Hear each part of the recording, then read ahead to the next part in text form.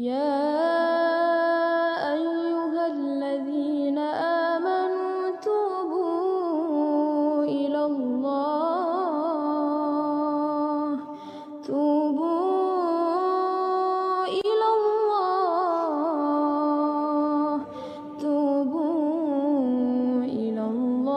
توبة نصوحا.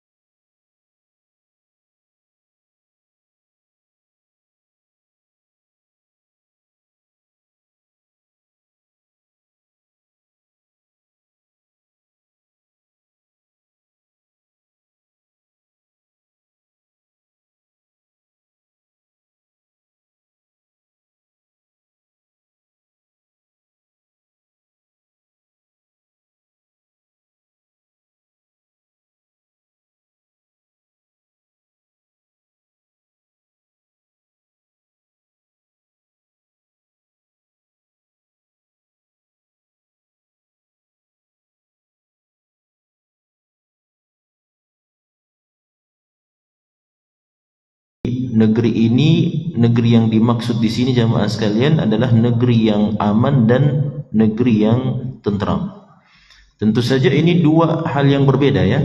Aman dan tentram itu, kalau dia dari sisi aman itu berarti stabilitas kondisi dan keadaan masyarakat, sedangkan tentram itu lebih kepada stabilitas perekonomiannya ya. Jadi yang dilirik di sini jamaah sekalian, yang disebutkan atau yang ingin dibahas di sini adalah keadaan dan kondisi negeri yang dimaksud di dalam ayat ini, yang dahulunya adalah negeri yang aman dan juga negeri yang penuh dengan rezeki yang sangat banyak, melimpah ruah. Makanya Allah Subhanahu wa taala katakan, berikan tambahan penjelasan, ya'tiha rizquha ragadan min kulli makan. Ini luar biasa. Di mana negeri itu jamaah sekalian, ya'tiha rizquha, itu didatangi oleh rezekinya ragadan. Ragadan itu dalam jumlah yang sangat banyak, dalam jumlah yang melimpah ruah ya. Kemudian apa kata Allah tambahannya lagi, min kulli makan, dari segala penjuru ya. Bisa dibayangkan itu. Jadi negeri ini seakan-akan dia menjadi apa? Menjadi pusat peradaban sebenarnya. Karena apa? Rezekinya ini itu didatangi dari segala penjuru. Ya, bukan hanya dari satu penjuru saja jamaah sekalian, tapi dari semua penjuru, dari semua. Dan mungkin kalau kita lihat jamaah sekalian, atau kalau kita mendengarkan ayat ini sampai di sini, mungkin sudah tergambarkan kira-kira negeri apa yang dimaksud ini jamaah sekalian.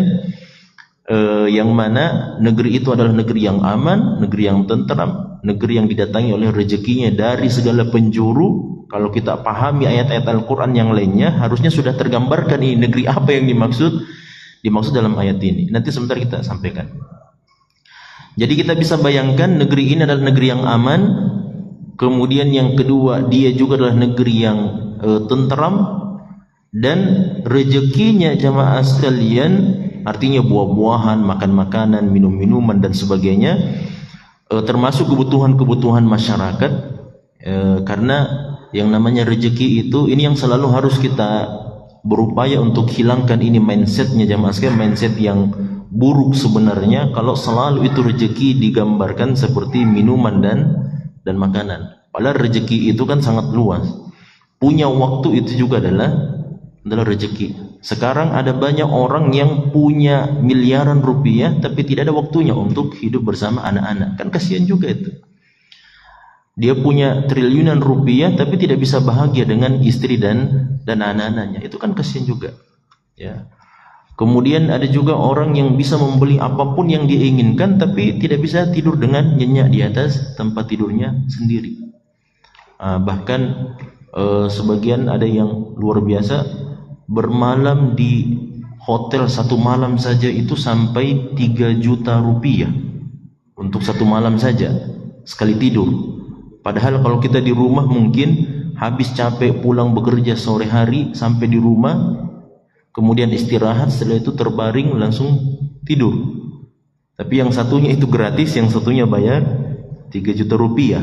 Nah, itu padahal 3 juta rupiah mungkin kita bisa manfaatkan untuk hal-hal yang jauh lebih baik dan jauh lebih bermanfaat. Namun banyak orang yang rela menggelontorkan dana dan seterusnya hanya untuk mendapatkan fasilitas duniawi itu. Padahal mungkin jamaah sekalian tidurnya sama, bahkan ada yang tidurnya gratis tapi juga berpahala di sisi Allah Subhanahu wa taala. Ini makanya jamaah sekalian harus dirubah mindset kita ini, bahwa rezeki itu tidak selalu muluk-muluk ini, air minum, kemudian makanan dan sebagainya, termasuk pakaian. Sebagaimana yang akan disebutkan di akhir ayat ini jamaah sekalian, pakaian juga adalah bagian dari rezeki. Bisa dibayangkan kalau seandainya Allah tidak berikan rezeki pakaian kepada kita, kan semuanya akan saling melihat aib yang satu dengan yang lainnya. Nah, oleh karena itu Allah SWT jelaskan negeri ini adalah negeri yang aman, kemudian negeri yang damai, tentram, ya'tiha rizquha ragadan min kulli makan. Rezekinya itu mendatanginya dari seluruh tempat dalam jumlah yang sangat banyak, ya. Kemudian apa kata Allah? Fakafarat bi an'umillah. Nah, akan tetapi negeri itu jamaah sekalian, yang dimaksud dengan negeri di sini fakafarat bi an'umillah artinya orang-orang yang ada di dalam negeri tersebut, para penduduknya, para masyarakatnya, mereka kufur kepada nikmat-nikmat Allah subhanahu wa taala. Jadi nikmat yang tadi kita sebutkan, nikmat keamanan, ketenteraman, kedamaian, rezeki yang melimpah ruah dan seterusnya, semuanya dikufuri oleh orang-orang tersebut. Fa'adzaqaha Allahu libasal ju'i wal khaufi bima kanu yasnaun. Maka Allah Subhanahu wa taala memakaikan kepada mereka pakaian kelaparan dan ketakutan disebabkan apa yang selalu mereka perbuat. Nah, jadi ketika mereka kufur kepada nikmat-nikmat yang tadi kita sebutkan ini jamaah sekalian, maka Allah Subhanahu wa taala pakaikan kepada mereka, Allah rasakan kepada mereka kelaparan dan rasa ketakutan, dan itu digambarkan oleh Allah Subhanahu wa taala sebagai libasal ju'i wal khauf. Libasal ju'i wal khauf itu artinya pakaian kelaparan dan ketakutan. Sebentar kita coba ungkap apa maknanya dan apa hikmahnya kenapa Allah Subhanahu wa taala meminjam kata-kata libasul ju' wal khauf, pakaian ketakutan, pakaian kelaparan dan pakaian ketakutan. Kemudian Allah Subhanahu wa taala juga berfirman di ayat yang selanjutnya, walaqad ja'ahum rasulun minhum, dan sungguh telah datang kepada mereka seorang rasul dari kalangan mereka sendiri, fakadzabuhu, maka mereka mendustakannya, fa'akhadahumul adzabu wa hum zalimun, maka mereka itu dimusnahkan oleh azab yang pedih dan mereka itu adalah orang-orang yang berbuat kezaliman. Jadi jamaah sekalian, di dalam dua ayat ini Allah Subhanahu wa taala mau jelaskan kepada kita tentang keadaan orang-orang yang mendustakan nikmat-nikmat Allah Subhanahu wa taala, baik itu nikmat keamanan, nikmat ketenteraman, nikmat rezeki yang melimpah ruah yang datang dari segala penjuru, termasuk nikmat yang jauh lebih besar yang Allah sebutkan di ayat selanjutnya, walaqad ja'ahum rasulun minhum fakadzabuhu. Ini nikmat yang jauh lebih besar lagi. Karena kalau seandainya tidak ada ini nikmat-nikmat duniawi, tapi ada satu nikmat yang terakhir ini jamaah sekalian, maka insya Allah itu bisa menyelamatkan kita dalam kehidupan akhirat. Meskipun kita tidak punya harta, tidak punya ini dan itu dan sebagainya, yang penting datang Nabi Muhammad dan Rasulullah SAW dan kita beriman kepada beliau, maka itu sudah menjadi jaminan keselamatan kita dalam kehidupan akhirat. Hanya saja ya memang harus bersabar. Kalau begitu dalam kehidupan dunia harus bersabar. Namun jamaah sekalian, sudah menjadi sunnatullah memang kalau kita beriman kepada Allah sebagaimana disebutkan dalam hadis Nabi SAW. Allah Subhanahu wa taala itu menguji orang-orang beriman sekadar kekuatan imannya. Fa in kana fi imanihi salabatan, kalau seandainya di dalam keimanannya itu terdapat kekuatan, ketebalan iman, maka akan diberikan ujian yang sesuai dengan tebalnya keimanan tersebut. Tapi kalau pada keimanan kita itu terdapat riqqatan, artinya imannya lemah, imannya tipis, ya, maka ujian yang datang dari Allah juga akan sesuai dengan keimanan itu. Karena bukanlah merupakan keadilan dari Allah kalau orang yang lemah iman diberikan ujian yang berat. Sebagaimana sebaliknya juga bukan merupakan keadilan dari sisi Allah SWT kalau ada orang yang imannya kuat kemudian diberikan ujian yang lemah. Nah, makanya jamaah sekalian, di dalam hadis Nabi yang lainnya, yubtalal abdu ala qadri imanihi, seseorang itu akan diuji oleh Allah sesuai dengan kadar imannya. Nah, makanya kalau ada orang yang beriman, maka siap-siaplah kalau begitu diuji dalam kehidupan dunia. Bahkan kan dunia ini memang tujuannya untuk apa? Untuk menguji kita. Jadi kalau ada orang yang pikirannya mau hidup berleha-leha dan santai-santai di dunia ini, harus diperbaiki ini. Harus diperbaiki mindsetnya ini. Kenapa? Karena dunia itu diciptakan oleh Allah untuk menguji manusia. Alladzi khalaqal mauta wal hayata liyabluwakum ayyukum ahsanu amala. Kan itu ayatnya harus dihafal mati ini.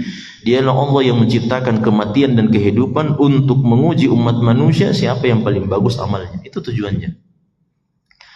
Bahkan jamaah sekalian, sebelum kita bisa berpikir, sebelum kita bisa berbicara, sebelum kita bisa berbuat atau bekerja dan sebagainya, sebelum kita memiliki kolega, sahabat dan semua apapun yang saat sekarang ini kita miliki, sebelum itu semua Allah sudah uji kita jamaah sekalian, dan kita tidak tahu bagaimana caranya ini bisa keluar dari ujian ini. Saya kasih jawaban jamaah sekalian. Allah Subhanahu wa taala jelaskan dalam salah satu ayat Al-Qur'an, ketika umat manusia itu dilahirkan dalam kehidupan dunia ini, Allah Subhanahu wa taala memberi ujian kepada mereka. Ketika kita masih berada di dalam janin, kita belum bisa berbicara, kita belum bisa melihat, belum bisa mendengar dan sebagainya. Artinya indera itu belum sempurna jamaah sekalian. Lantas Allah sudah berikan ujian kepada kita untuk bisa keluar dari rahim ibu kita masing-masing. Kira-kira kalau dilepaskan ini jamaah sekalian ujian kepada pribadi masing-masing, pasti tidak ada yang lulus. Tidak ada yang bisa keluar jamaah sekalian dari rahim perut ibu kita masing-masing. Dari tempat yang sangat sempit, harus melalui tempat yang sangat sempit untuk keluar dalam kehidupan dunia. Padahal tujuannya kita keluar dalam kehidupan dunia adalah untuk apa? Merasakan ujian yang lebih berat dari sekedar keberadaan kita di dalam rahim dan perut ibu kita masing-masing. Nah, makanya jemaah sekalian, ketika kita beriman kepada Nabi SAW, maka itu sudah ada jaminan insyaallah taala bahwa kita akan mendapatkan kemuliaan dalam kehidupan akhirat selama kita konsisten dengan keimanan tersebut dan bisa husnul khatimah dalam keimanan tersebut. Namun memang dalam kehidupan dunia ini tentu ujian demi ujian, cobaan demi cobaan, bahkan tujuan atau ujian-ujian dan cobaan-cobaan tersebutlah yang akan meninggikan derajat kita di sisi Allah Subhanahu wa taala.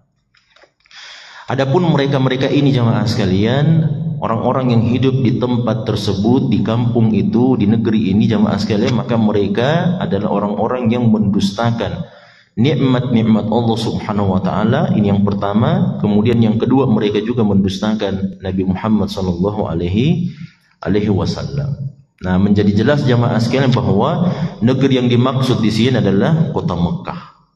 Ya, kenapa jamaah sekalian? Karena memang kota Mekah di dalam beberapa ayat Al-Qur'an Allah Subhanahu wa taala berikan penjelasan bahwa kota Mekah ini adalah kota yang diberikan keamanan oleh Allah Subhanahu wa taala. Dan ini sebagaimana firman Allah di dalam surah Quraisy. Allah Subhanahu wa taala mengatakan, li'ila fi Quraisy ila fihim rihlatash shita'i was-shayf falyabudu rabb hadzal bait alladzi at'amahum min ju'in wa amanahum min khauf. Jadi kata Allah Subhanahu wa taala, karena kebiasaan orang Quraisy itu adalah melakukan rihlatash shita'i was-shayf, melakukan perjalanan baik itu di musim dingin, begitu juga dengan di musim panas. Ulama kita mengatakan orang-orang Mekah itu jamaah sekalian dulu di zaman Nabi SAW, kalau mereka masuk di musim dingin maka mereka akan rihlah ke negeri Yaman, ke daerah selatan. Ya, tapi kalau mereka masuk musim panas maka mereka akan rihlah ke negeri Syam, ke daerah Palestina dan sebagainya. Nah, jadi ini kebiasaan mereka. Jadi kalau masuk musim dingin mereka ke daerah selatan, kalau masuk musim panas mereka ke daerah utara. Itu yang disebutkan oleh Allah dalam ayat ini, ila fihim rihlatash shita'i wal shayf. Kemudian apa kata Allah? Falyabudu rabb hadzal bait. Maka hendaknya mereka menyembah kepada Tuhan yang memiliki rumah ini, yaitu Allah Subhanahu wa taala. Rumah yang dimaksud di sini adalah apa? Adalah Baitullah, Ka'bah, yang dibuat dan didirikan oleh, ya meskipun ada khilaf di antara ulama kita, sebagian ada yang mengatakan yang membangun Ka'bah itu adalah Nabi Adam, ada juga yang mengatakan yang membangun Ka'bah adalah kalangan jin, ada juga yang mengatakan yang membangun Ka'bah itu adalah para malaikat. Ini khilaf di antara ulama kita. Yang pasti bukan Nabi Ibrahim yang membangun Ka'bah, karena ayat surah Al-Baqarah yang kita ketahui itu, wa idh yarfa'u Ibrahimul qawaida minal baiti wa Ismail, ini Nabi Ibrahim fungsinya ketika beliau datang jamaah sekalian ke kota Mekah pada saat itu, fungsinya beliau adalah membangun ulang Ka'bah. Itu sebenarnya fungsinya. Ya, jadi makanya Allah katakan wa idh yarfa'u, dan ingatlah ketika Ibrahim membangun, yarfa, meninggikan atau mengangkat. Ya, wa idh yarfa'u Ibrahimul qawaid. Qawaid di sini artinya apa? Pondasinya. Jadi ketika Nabi Ibrahim datang ke kota Mekah yang dahulunya disebut sebagai Makkah, itu kan disebutkan dalam ayat yang lain. Jadi ketika beliau datang dan beliau berdiam di tempat tersebut, lalu kemudian beliau diperintahkan oleh Allah untuk hijrah ke Palestina. Setelah itu beliau, setelah selesai jamaah sekalian di Palestina urusan beliau kembali lagi ke kota Mekah. Beliau dapati Nabi Ismail sudah besar, sudah beranjak dewasa. Nah, disitulah turun perintah Allah untuk mendirikan ulang Baitullahi Al-Ka'bah. Ya, jadi Ka'bah itu sebenarnya bentuknya tidak seperti sekarang. Sekarang ini kan bentuknya persegi empat. Dulu itu Ka'bah persegi panjang sebenarnya. Makanya Hijr Ismail itu jamaah sekalian tahu semua Hijr Ismail ya. Hijr Ismail itu yang berbentuk lengkungan seperti ini, itu dulunya sebenarnya masuk dalam areal Ka'bah itu sebenarnya. Makanya bentuknya Ka'bah harusnya persegi panjang seperti ini. Makanya kalau orang tawaf itu tidak boleh itu tawaf di dalam Hijr Ismail. Karena kalau tawaf dalam Hijr Ismail berarti kita tawaf di dalam Ka'bah. Padahal tawaf itu dilakukan di sekeliling Ka'bah. Nah, makanya, tapi kalau kita mau sholat dalam Hijr Ismail silahkan, yang penting punya kesempatan ya, karena tidak sembarang juga orang yang sholat di dalam Hijr Ismail jamaah sekalian. Nah, jadi semuanya disepakati oleh ulama kita bahwa Nabi Ibrahim hanya fungsinya mendirikan ulang, membangun ulang itu ya Ka'bah. Adapun yang mendirikan jamaah sekalian adalah entah itu Nabi Adam alaihissalam sebagai manusia yang paling pertama tiba di muka bumi ini, yang kedua adalah ataukah kalangan jin yang sejak dahulu memang sudah mendiami bumi ini, ataukah yang ketiga dari kalangan para malaikat Allah Subhanahu wa taala. Ini khilaf di antara para ulama kita. Nah, sejak dahulu memang kota Mekah ini adalah kota yang sudah diberkati oleh Allah Subhanahu wa taala. Dan ini berdasarkan apa? Doanya Nabi Ibrahim alaihissalam. Ketika beliau berdoa kepada Allah Subhanahu wa taala agar menjadikan kota Mekah ini sebagai kota yang diberkati dan kota yang mendapatkan keamanan dari Allah Subhanahu wa taala. Dan inilah yang terus bertahan sampai kepada zaman Nabi sallallahu alaihi wasallam. Orang-orang Mekah itu jamaah sekalian kalau sudah masuk, kalau mereka berada di tanah haram, maka mereka tidak berani melakukan peperangan. Mereka tidak berani. Kenapa? Karena mereka mengakui, menghormati dan menghargai tanah haram Mekah. Nah, akan tetapi ketika mereka sudah keluar jamaah sekalian, itu peperangan luar biasa. Peperangan saling bunuh-membunuh di antara mereka luar biasa. Termasuk juga ketika mereka berada di bulan-bulan haram, bulan-bulan yang mulia, bulan Rajab, kemudian bulan Zulqa'dah, Zulhijjah dan bulan Muharram. Ini 4 bulan yang dimuliakan oleh orang-orang Mekah pada saat itu, sejak datangnya Nabi kita Muhammad sallallahu alaihi wasallam, atau bahkan sebelum datangnya Nabi Muhammad sebagai Nabi dan Rasul. Termasuk juga jemaah sekalian ketika Nabi Ibrahim berdoa kepada Allah Subhanahu wa taala agar kemudian kota Mekah ini dijadikan sebagai pusat peradaban. Itu kan ada doanya juga dari Nabi Ibrahim alaihissalam. Ketika beliau berdoa, singkat cerita jemaah sekalian, Nabi Ibrahim ketika beliau mau tinggalkan ini keluarganya yaitu Hajar dan Ismail, beliau kan berdoa kepada Allah Subhanahu wa taala, ya Allah, jadikanlah hati sebagian umat manusia tahwi ilaihim. Tahwi ilaihim itu artinya condong kepada mereka. Nah, makanya jamaah sekalian ketika Nabi Ibrahim sudah tinggalkan mereka, datang itu kafilah-kafilah, mulai berdatangan kafilah-kafilah dagang untuk ketika sampai ke kota Mekah mereka dapati tidak ada tanah yang tandus kering, tidak ada apa-apa sama sekali di situ, tapi mereka dapati ada dua manusia di situ, yaitu Hajar dan Ismail. Akhirnya mereka minta kalau begitu, istilahnya ini seperti tuan rumah lah, ya, seperti tuan rumah, karena mereka mendapati sudah ada manusia yang tinggal di tempat tersebut, maka mereka meminta izin kalau bisa kita tinggal sama-sama. Nah, akhirnya mulai berdatangan umat manusia, lambat laun kemudian kota Mekah menjadi kota yang Allah Subhanahu wa taala berkahi dan kota yang Allah Subhanahu wa taala muliakan dan diharamkan sebagaimana Allah Subhanahu wa taala juga mengharamkan atau memuliakan kota Madinah. Hanya saja memang jamaah sekalian ada khilaf di antara ulama kita mana yang lebih mulia, apakah kota Mekah atau kota Madinah. Ya, kalau dari sisi kemuliaannya maka dua-duanya adalah kota yang dimuliakan oleh Allah. Tapi sebagian ulama kita lebih condong kota Mekah itu lebih mulia dibandingkan dengan kota Madinah. Tapi ada juga di antara ulama kita yang menguatkan kota Madinah adalah kota yang lebih mulia. Masing-masing punya dalil, masing-masing punya argumentasi jamaah sekalian. Di antaranya adalah kota Mekah itu satu kali sholat di sana sama dengan 100.000 kali salat selain di Masjidil Haram dan selain di Masjid Nabawi dan di Masjidil Aqsa. Tapi kalau di Masjid Nabi SAW maka keutamanya hanya 1.000 kali lipat. Ini sudah berbeda jamaah sekalian. Nah, makanya sebagian ulama memang lebih memuliakan kota. Termasuk juga hadis Nabi ketika beliau mau hijrah, Nabi SAW mengatakan sambil beliau seakan-akan beliau berbicara kepada kota Mekah, beliau mengatakan, laula annaki akhrajuni, seandainya bukan penduduk engkau, maksudnya engkau di sini adalah kota Mekah, seandainya bukan penduduk engkau yang mengeluarkan saya darimu, maka saya tidak akan pernah keluar darimu. Nah, karena memang kota Mekah adalah kota kelahirannya Nabi Muhammad sallallahu alaihi wasallam. Beliau lahir di situ, beliau besar di situ dan seterusnya. Nah, orang-orang yang hidup di kota Mekah inilah jamaah sekalian yang kemudian merusak keadaan dan kondisi yang tadinya Allah berikan keamanan di dalamnya dan Allah berikan ketentraman di dalamnya, rezeki yang melimpah ruah dari berbagai macam penjuru dunia, yang kemudian ketika mereka menyembah kepada selain Allah Subhanahu wa taala akhirnya menjadi rusaklah keadaan dan keamanan itu. Makanya jemaah sekalian, kalau kita lihat dalam sebagian ayat memang disebutkan seperti misalnya di dalam surah Al-Qasas ayat yang ke-57. Allah Subhanahu wa taala mengatakan, wa qalu inna tabi'il huda ma'aka nutakhattaf min ardina. Ya. Ini menunjukkan jemaah sekalian bahwa memang kota Mekah itu kalau dibandingkan dengan kota-kota yang lain, dibandingkan dengan daerah-daerah di Jazirah Arab yang lainnya, memang kota Mekah itulah kota yang paling aman. Makanya kalau ada orang yang ingin meminta suaka sebenarnya perlindungan, maka mereka datang ke kota Mekah. Ini kan juga berlaku jamaah sekalian, sampai nanti di akhir zaman juga akan berlaku ini cerita yang seperti ini jamaah sekalian.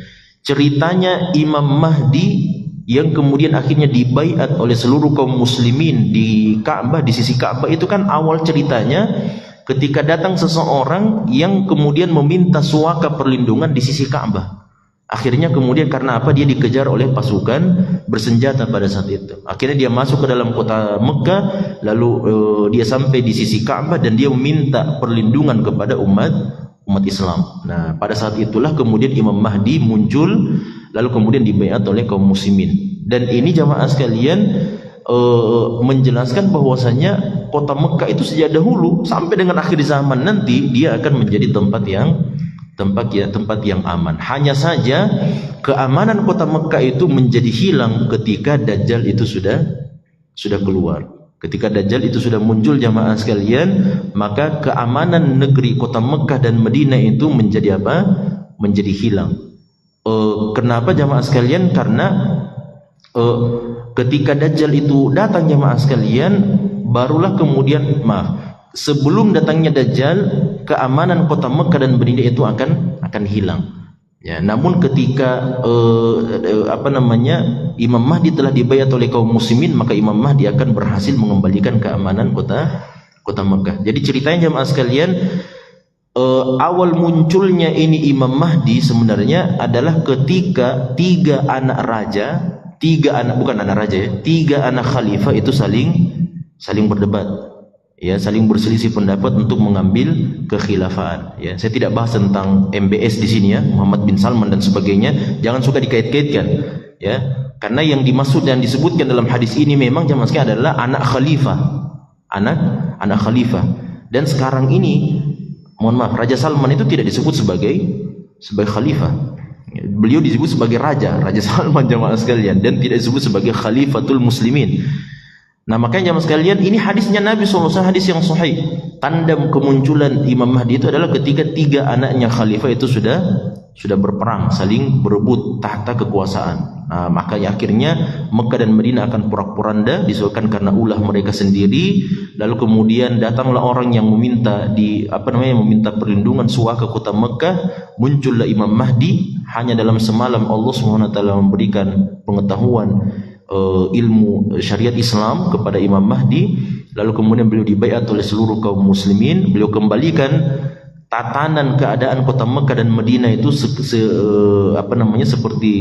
semula. Lalu kemudian muncullah Dajjal. Nah, Dajjal itulah ketika kota Mekah kembali aman jamaah sekalian, Dajjal itu tidak akan bisa masuk ke dalam kota Mekah dan Madinah.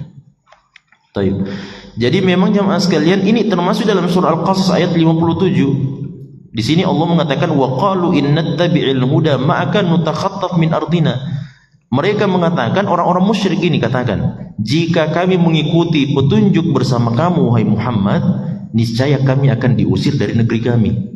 Ya, niscaya akan diusir. Dan kan ini yang terjadi jamaah sekalian, ketika Nabi sudah berdakwah, mulai dakwah terang-terangan, sudah mulai banyak, jumlah sahabat pada saat itu sudah kurang lebih 100 orang, akhirnya diusir oleh penduduk Mekah.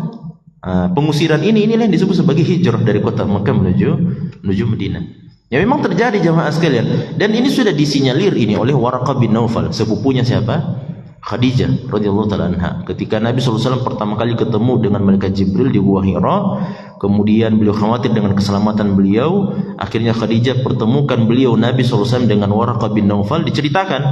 Kemudian apa kata Waraqah bin Naufal?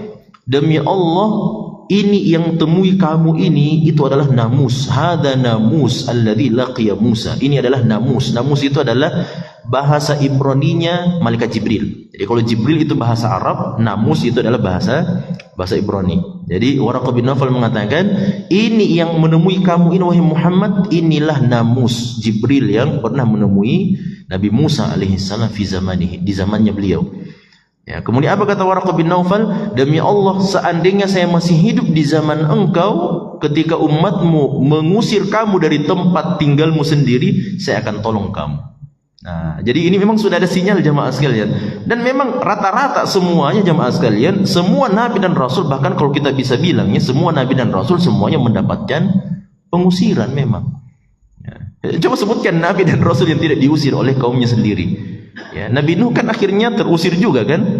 Ya, beliau berlayar tinggalkan kampung halamannya. Siapa lagi? Nabi Ibrahim juga sama jamaah sekalian. Kemudian Nabi Musa juga sama, terusir. Nabi siapa lagi? Ya. Nabi Yusuf juga jamaah sekalian terusir dari keluarganya sendiri. Ya. Kemudian semua nabi dan rasul, Nabi Lut juga terusir jamaah sekalian, karena memang Allah perintahkan tinggalkan ini kampungmu. Kenapa? Akan didatangkan azab yang sangat pedih. Bagaimana azabnya jamaah sekalian? Diangkat dulu, itu kan kaum Sodom ya. Azab yang paling pedih yang Allah timpakan kepada umat manusia itu kaum Sodom. Diangkat dulu, kemudian dibalik. Ya, kalau sudah dibalik ini kan bisa dibayangkan ini kira-kira bagaimana orang-orang yang ada di atasnya tadi kan. Jadi diangkat dulu, kemudian setelah itu dibalik seperti ini, jadi sudah berjatuhan mereka, baru ditimpakan, setelah itu didatangkan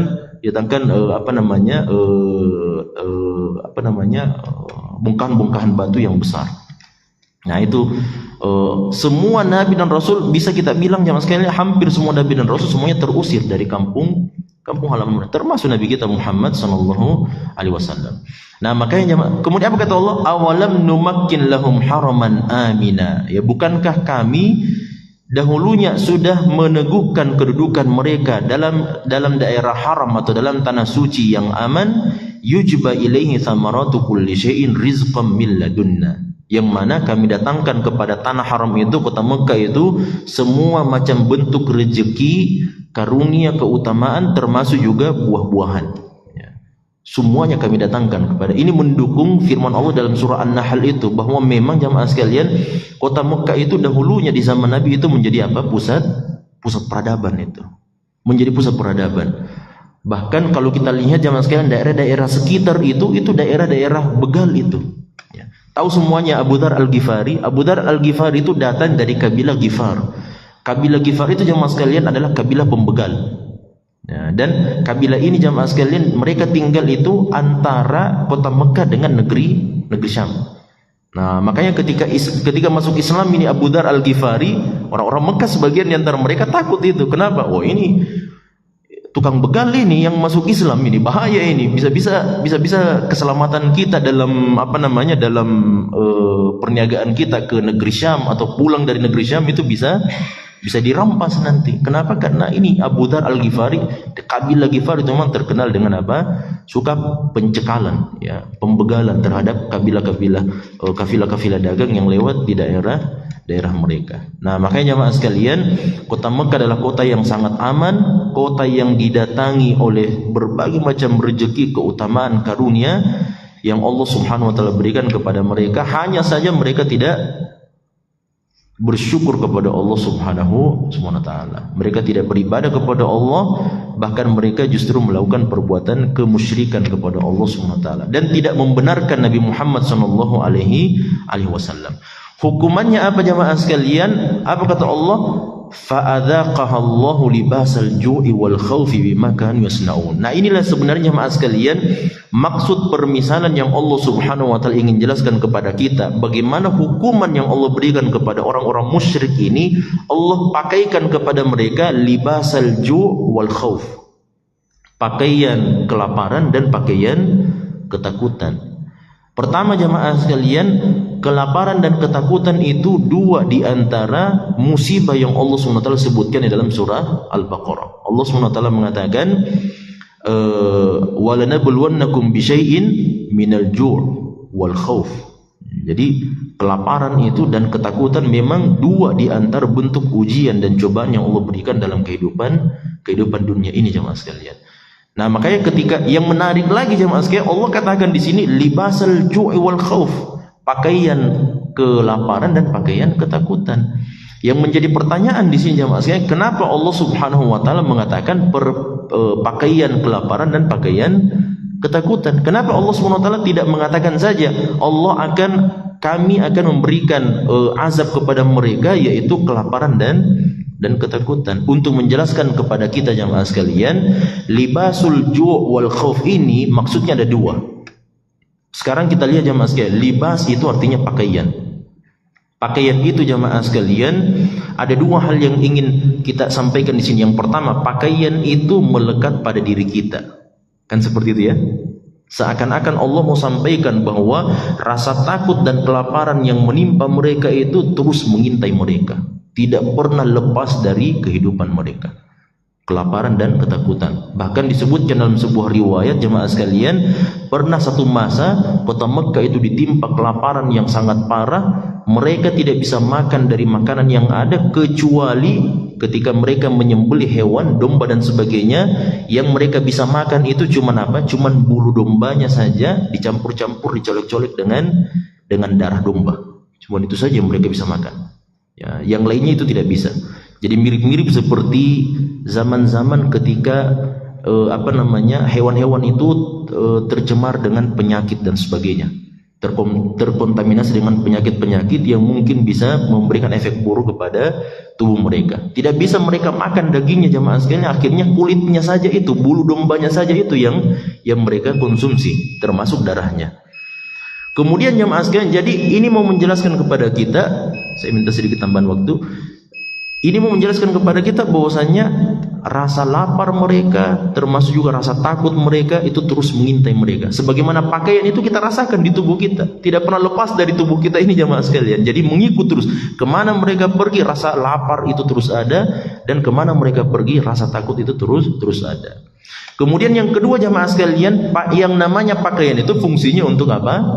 Melindungi kita. Iya kan? Fungsinya pakaian kan seperti itu. Justru jamaah sekalian di sini Allah menggunakan majaz. Di sini Allah menggunakan majaz. Kenapa maksudnya? Karena Allah menggunakan pakaian yang mana fungsi pakaian itu sebenarnya adalah untuk melindungi kita. Bahkan dibalik maknanya bahwa pakaian yang mereka gunakan adalah pakaian yang akan membinasakan mereka. Nah, bisa dibayangkan ya mas kayak kalau kita menggunakan pakaian yang kemudian pakaian itu yang seharusnya pakaian itu melindungi kita, tapi justru pakaian itu yang membinasakan kita. Mirip-mirip ini seperti ceritanya Abu Thalib, yang Allah Subhanahu wa taala akan berikan sendal untuk dia. Ya, kan sendal itu orang-orang nanti di dalam kehidupan akhirat kan semuanya bertelanjang kaki. Ya kan? Dalam hadis Nabi yang sahih jamaah sekalian, semuanya akan dibangkitkan dalam keadaan telanjang, tidak beralas kaki dan semuanya tidak berkhitan. Semuanya seperti itu keadaannya. Tapi Abu Thalib ini ketika diazab oleh Allah di dalam neraka jahanam justru dimuliakan dengan menggunakan sendal. Yang lainnya tidak ada yang pakai sendal, tapi Abu Thalib sendiri menggunakan apa? Menggunakan sendal. Justru sendal itulah yang menjadi azabnya Abu Thalib, ya, di sisi Allah SWT. Dipakaikan sendal itu, sendal yang terbuat dari neraka jahanam, api neraka jahanam. Ketika dia memakai sendal tersebut, mendidih isi otaknya. Nah, makanya ini sama jamaah sekalian. Mereka menggunakan pakaian, tapi pakaian itulah yang seharusnya melindungi mereka, menjaga mereka dari mara bahaya, keburukan dan sebagainya. Tapi pakaian itulah yang mereka pakai itu yang menjadi sebab kebinasaan mereka, kesengsaraan mereka dalam kehidupan dunia dan akhirat. Nah, makanya jamaah sekalian, ini bentuk indahnya balaghah yang Allah SWT pergunakan dalam Al-Quran. Terkadang ada yang nampaknya positif dalam kehidupan kita, justru ternyata diinginkan sebaliknya oleh Allah Subhanahu wa ta'ala, waliyadzubillah. Mudah-mudahan ada manfaatnya. Subhanakallah bihamdika asyhadu an la ilaha illa anta astaghfiruka wa atubu ilaik. Wassalamualaikum warahmatullahi wabarakatuh.